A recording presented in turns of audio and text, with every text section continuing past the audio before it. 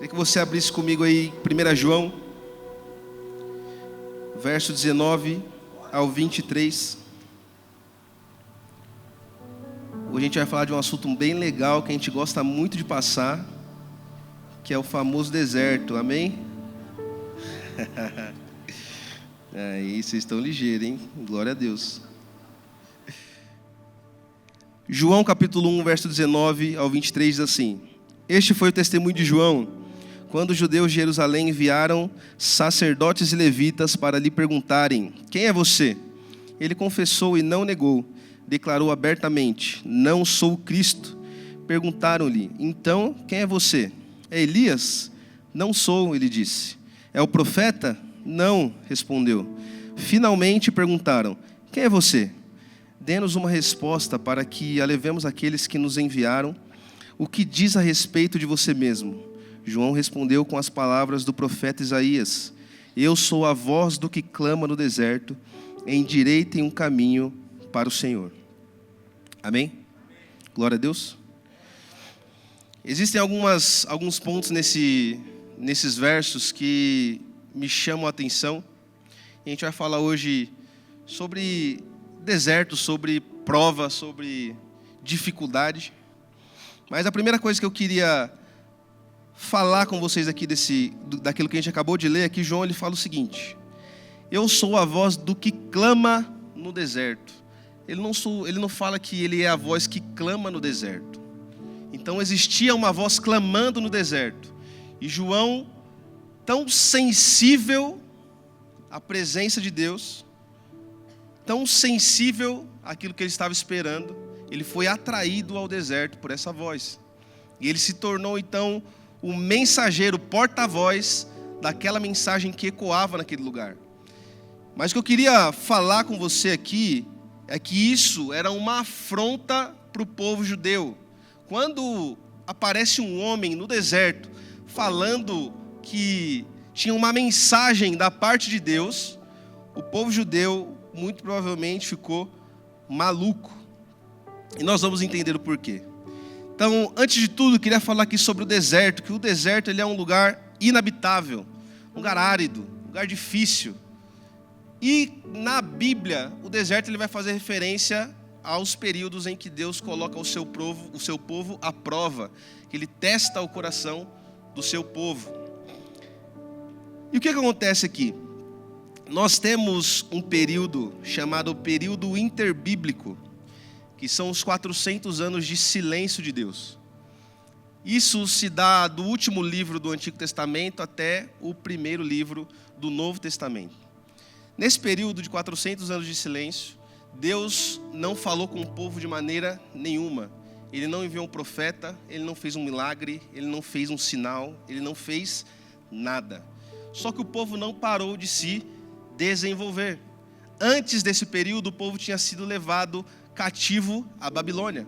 Então eles viveram cativos ali na Babilônia, debaixo de outro governo, e aquele império destruiu o templo de Jerusalém. E quando nós falamos de templo de Jerusalém, nós precisamos entender o que isso significava para o povo judeu. E agora a gente vai começar a entender por que um cara falando que estava ouvindo a Deus no deserto era uma afronta para aquela época. Quando a gente fala de templo, a gente está falando de um lugar onde a presença de Deus se manifestava. Quando o povo ele perde o templo, automaticamente há um desespero no meio do povo. Por quê? Porque não há mais nenhum lugar onde a presença de Deus vai habitar. É totalmente diferente do que nós temos como templo hoje. Se esse templo aqui desmorona, a gente vai atrás de outro, aluga ou reconstrói esse daqui, está tudo beleza. Ninguém vai ficar desesperado porque não tem um lugar onde a presença de Deus não vai habitar. Porque a gente sabe que Ele habita dentro de mim e dentro de você. Amém? Mas para o povo, isso era muito importante, porque simbolizava a presença de Deus, o lugar onde a presença de Deus repousava.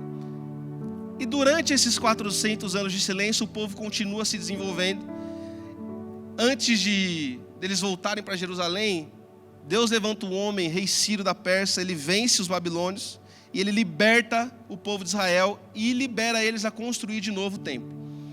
E nesse período, o que acontece? Os judeus eles falaram o seguinte: a gente passou pelo que a gente passou Porque a gente foi desobediente à lei. Então, a partir de agora, a gente vai ter uma obediência extrema à lei. Então, a gente não vai ter só um templo para os nossos cultos de adoração. A gente vai ter uma sinagoga, que vai ser o lugar onde a gente vai estudar minuciosamente as leis, para que nunca mais a gente passe por esse tipo de coisa. Então, nesse tempo, eles se desenvolvem. Eles passam de templo para a sinagoga e para o sinédrio, que é o lugar onde ficavam os juízes e julgavam o povo. E eles têm a valorização extrema da lei. Por isso que a mensagem de João era uma afronta ao povo judeu. Como que a gente está cumprindo a nossa cartilha aqui de estudar toda a lei? Como que a gente construiu um lugar para que a gente estudasse aquilo que Deus nos deixou? E vem um cara falando que Deus está falando lá no deserto. Por que que ele não está falando aqui dentro da sinagoga como ele manifestava antigamente no templo? Isso chocou com a população. Eles não conseguiam acreditar que a presença de Deus e a voz de Deus estava falando em um lugar fora da sinagoga. E eu acho que tem muita semelhança com a gente hoje, né? A gente cumpre a nossa cartilha gospel. Vamos para a igreja todo domingo. Vamos para o RG. Vamos para o Flame. Vamos para o Ember. Vamos para o Grace. A gente vai para um tanto de coisa. Graças a Deus, que nem o pastor Fischer falou, nós somos sim uma igreja em movimento. Mas muitas das vezes nós encaramos isso como apenas uma cartilha gospel. E aí a gente vem para o culto esperando a bênção do pastor, uma palavra do pastor, e a gente não tem relacionamento com o pastor dos pastores, Jesus Cristo. A gente não consegue receber direto dele porque a gente está terceirizando aquilo que a gente quer ouvir da parte dele. A gente quer que ele use alguém para falar com a gente. E se não for dentro do templo, se não for dentro de alguma atividade religiosa, não é Deus aí. E o deserto ele tem muito a nos ensinar diante disso. Então, qual é o lugar da manifestação divina? No Antigo Testamento, como nós falamos, Deus se manifestou no templo. E qual que era a cabeça do judeu? Agora que nós construímos a sinagoga, a próxima manifestação de Deus, depois desses 400 anos de silêncio, vai ser aqui na sinagoga. Eu tenho certeza absoluta, Deus não vai se manifestar em outro lugar. Mas qual foi o lugar que Deus se manifestou? No deserto. E um homem estava sensível para ouvir aquilo que estava ecoando naquele lugar. E sabe, quando a gente fala de deserto, que nem eu brinquei aqui no começo, um lugar que a gente gosta, e glória a Deus falar aí, não, e realmente a gente não gosta, né? O deserto tem muito a nos ensinar. Os teólogos, os historiadores vão dizer que o deserto é a escola de Deus, né? Então é um lugar para a gente aprender, não é um lugar apenas para a gente sofrer, mas é um lugar para a gente aprender.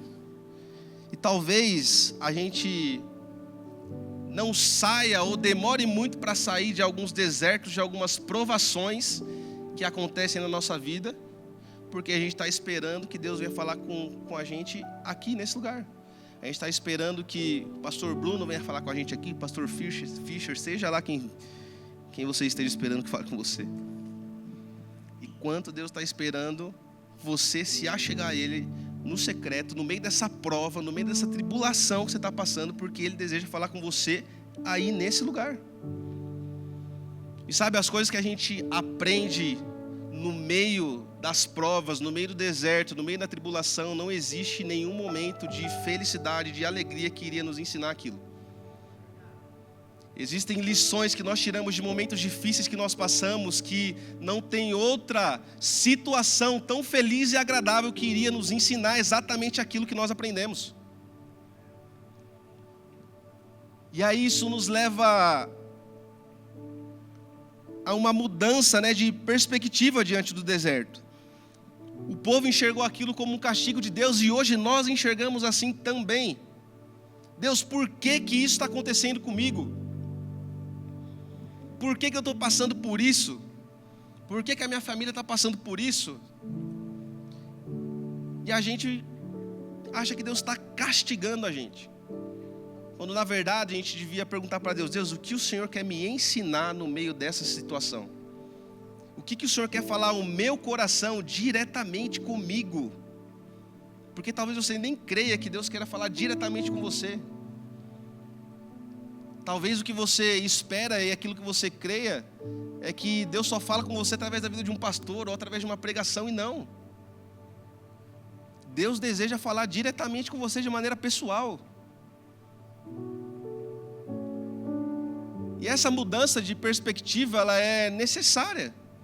Porque enquanto a gente não entender que as situações adversas que a gente vive, ela vem para nos ensinar, nós podemos prolongar esse deserto por longos dias. E sabe, eu não estou aqui para desmerecer a dor de ninguém. Eu não estou aqui para falar que aquilo que você tem passado é fácil. E que é fácil reconhecer que Deus quer te ensinar alguma coisa aí. Existem diversas situações que nós estamos passando nesse exato momento. Existem pessoas que estão passando por problemas de saúde na sua família, problemas financeiros, problemas emocionais. E eu não quero ser irresponsável de vir aqui falar que é fácil você reconhecer dentro dessas situações e parar e voltar, olhar para Deus e falar: Deus, o que o Senhor quer me ensinar? Porque eu sei, irmão, que isso muitas das vezes nos tira a fé. Isso deixa a gente incrédulo, isso deixa a gente com raiva, deixa triste, deixa a gente derrubado. Eu vou contar uma história aqui que eu contei de manhã. Eu espero que eu não chore, porque senão quase que eu não termino de manhã. Mas sabe, 2019 para 2020, eu estava em outro ministério ainda. E o pai de um dos adolescentes da igreja, eu não liderava adolescentes na época, mas era muito amigo dos adolescentes. E o pai de um deles adoeceu. E nisso o pai dele ficou internado. E esse jovem, ele tinha muito apreço pela minha família, por mim e pelo meu irmão. E em determinado período o pai dele teve alta. E assim que ele teve alta, ele foi para o culto. Quando ele chegou no culto, o pastor falou assim: essa doença não é para a morte, essa doença é para a vida. Fez ele levantar, orou por ele, declarou isso sobre a vida dele. Deu 3 dias, ele voltou a ser internado, em 2 dias ele faleceu. Sabe o que aconteceu? Nunca mais aquele adolescente pisou dentro de uma igreja. Nunca mais. E eu conversava com ele. E ele falava para mim: o pastor da nossa igreja, Jefão, falou para mim que meu pai não ia morrer. Falou que aquela situação não era para a morte. E meu pai morreu. Eu nunca mais piso naquele lugar. Eu nunca mais piso em igreja nenhuma. 6 meses depois, esse menino tinha se jogado no mundo das drogas. Em janeiro de 21, eu fui para uma escola missionária. E no meio da escola eu postei algumas coisas e ele comentou: irmão, saudade de você. E no dia que eu voltei, eu recebi a notícia que ele tinha falecido. Saiu para o rolê. Aconteceu um acidente. E esse jovem nunca mais voltou para casa. O que eu quero dizer com isso? Quero te comover com essa história? Não. Mas eu quero dizer que o deserto que a gente passa, nem sempre o final vai ser da maneira que a gente deseja. E eu sei que é muito difícil a gente ouvir isso. É muito difícil. Muito difícil. Por isso que eu estou falando que o propósito do deserto não é dar tudo certo no final. O propósito do deserto é nos aperfeiçoar. Porque ainda que aconteça a coisa mais trágica no final desse deserto, o propósito dele é que você saia dele mais parecido com Jesus. E sabe, é difícil falar isso, porque existem talvez pessoas aqui agora passando por um luto. Existem pessoas passando por, que nem eu falei, por doenças na família. E é muito difícil falar isso aqui, mas eu preciso te falar, porque eu não posso ser responsável e fazer isso como foi feito com esse garoto. Falar para você que no final desse deserto vai dar tudo certo. Talvez o seu problema e a sua prova hoje não seja uma doença, mas eu não posso também te falar que no final disso vai dar tudo certo, porque eu não sei se vai. Eu não sei o que vai acontecer no final do seu deserto, eu não sei o que vai acontecer com essa situação que você tem vivido, que é adversa. Mas o que eu sei é que há uma promessa de que Ele estaria conosco todos os dias da nossa vida. E essa promessa, ela continua sendo fiel sobre nós. E para aqueles que passam por luto, Ele é o Consolador. Para aqueles que têm prejuízo, Ele continua sendo bom Pai, que pode prover de novo na sua vida. Mas nós precisamos olhar para esses lugares e entender e pedir para Deus: Deus, o que o Senhor deseja me ensinar aqui nesse lugar? E se a gente parar para analisar, Ele vai ter muita coisa para nos ensinar. Porque essas situações deixam a gente chateados, tristes, com raiva. E às vezes a gente perde a fé. E por aí vai. Mas o propósito do deserto é nos tornar mais parecido com Jesus. É nos aperfeiçoar. Então, algumas coisas que eu coloquei aqui também a respeito do propósito do deserto, é que no deserto a gente recebe essa revelação pessoal de Deus. E nós passamos aqui por provações diferentes. E Deus, Ele deseja falar de maneira pessoal com cada um de nós. Obrigado, meu querido.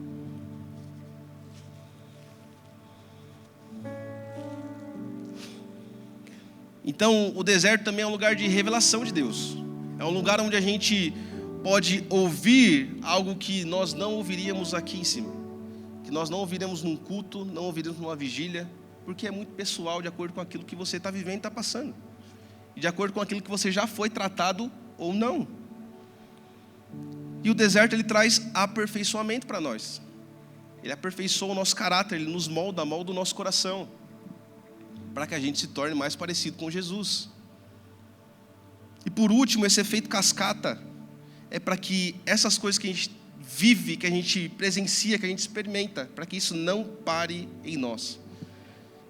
Que nós não sejamos egoístas de viver as experiências com Deus e guardar isso só para nós. De guardar tudo aquilo que Deus tem derramado na nossa vida só para nós mesmos. Sabe, a vida em comunidade, a vida cristã é muito mais sobre o que acontece aí embaixo do que aqui em cima. É muito mais sobre o quanto a gente ama de verdade aquele que está do nosso lado aí, sobre quem está pregando aqui. Então não deixe com que aquilo que Deus tem derramado sobre a sua vida nesses momentos pare só em você. Derrame isso sobre a vida de outras pessoas também. Aliás, nós sabemos, né? Romanos 8, 28 e 29, é um versículo conhecidíssimo. Sabemos que todas as coisas contribuem juntamente para o bem de todos aqueles que amam a Deus, dos que foram chamados de acordo com o seu propósito, pois aqueles que de antemão conheceu, também os predestinou para serem conformes à imagem do seu Filho, a fim de que ele seja o primogênito entre muitos irmãos. Esse versículo retrata justamente isso que eu estou falando. Eu não sei se no final do seu deserto as coisas vão dar certo, mas esse versículo aqui, ele foi muito distorcido durante muito tempo, e eu vivi essa distorção, de olhar para isso aqui e achar que esse bem que o versículo fala, é que ia dar certo no final.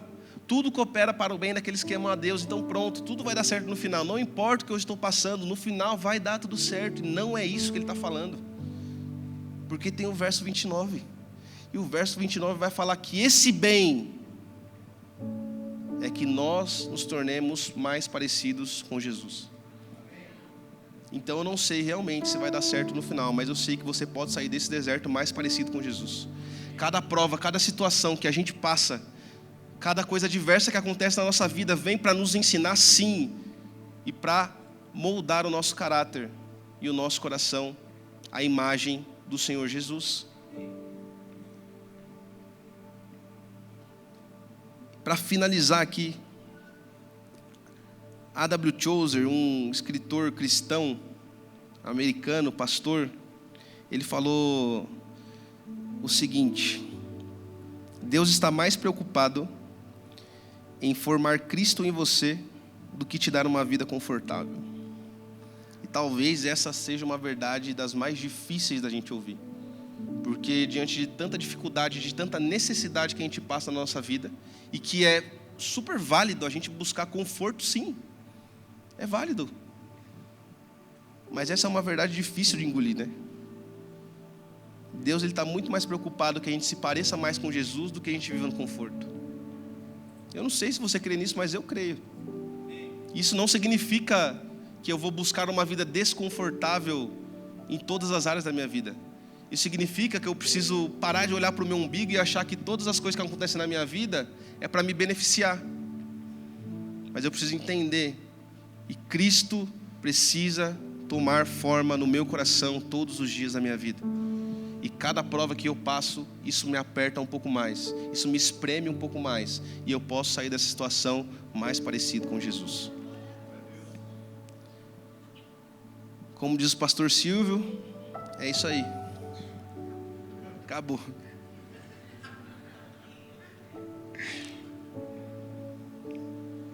Queria orar com você. E sabe, eu queria que você fosse muito vulnerável com o Senhor. Porque é que nem eu falei, os desertos que a gente passa, eles nos afetam. Nós passamos coisas terríveis nessa terra. E nós estamos sim sujeitos a ficar irados, a ficar triste, magoado, derrubado, depressivo. Irmão, a gente está sujeito a todas essas coisas. E eu não sei o que você tem passado, mas eu sei que Ele está com você mesmo nessa prova, mesmo nesse deserto e nessa situação. Ele é contigo. E eu queria que você fosse vulnerável ao Senhor. Sabe, eu contei de manhã aqui também.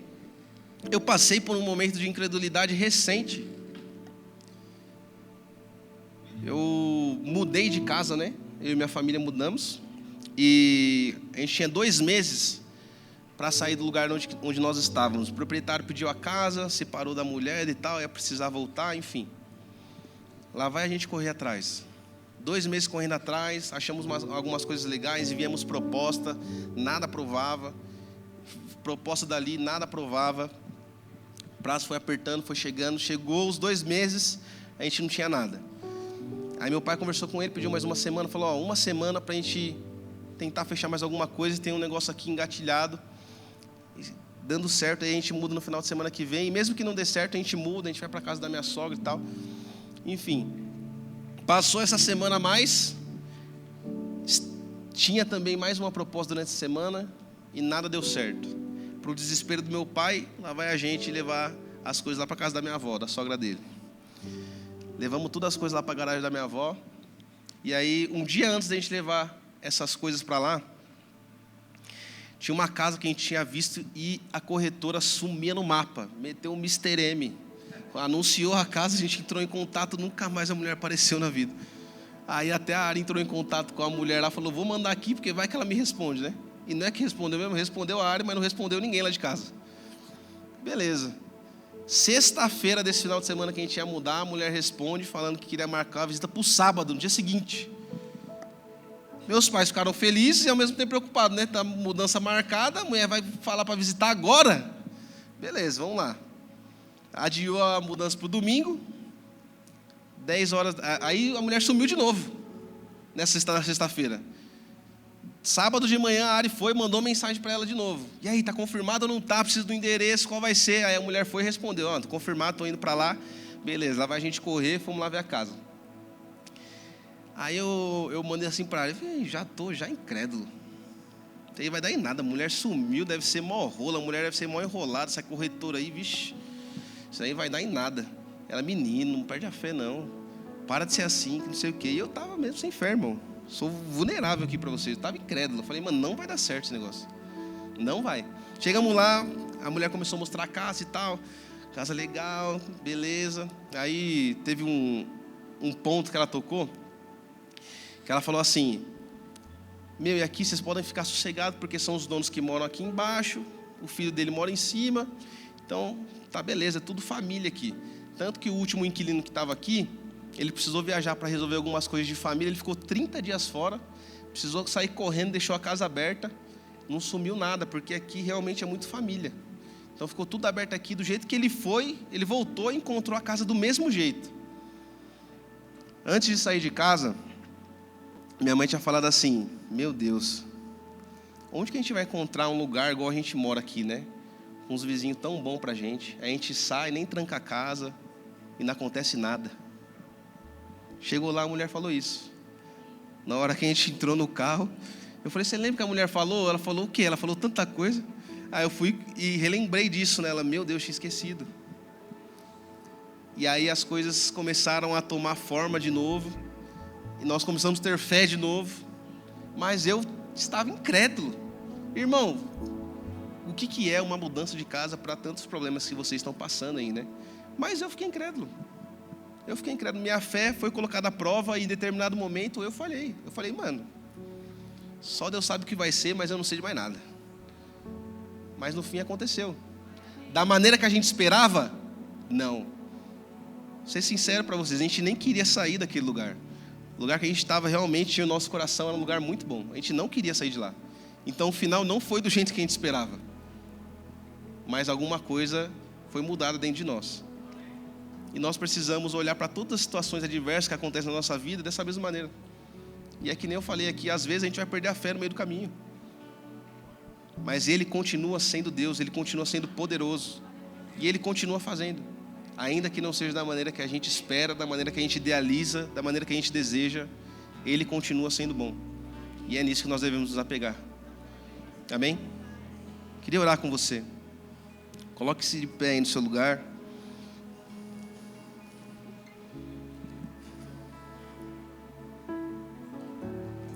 E como eu falei, seja vulnerável diante de Deus.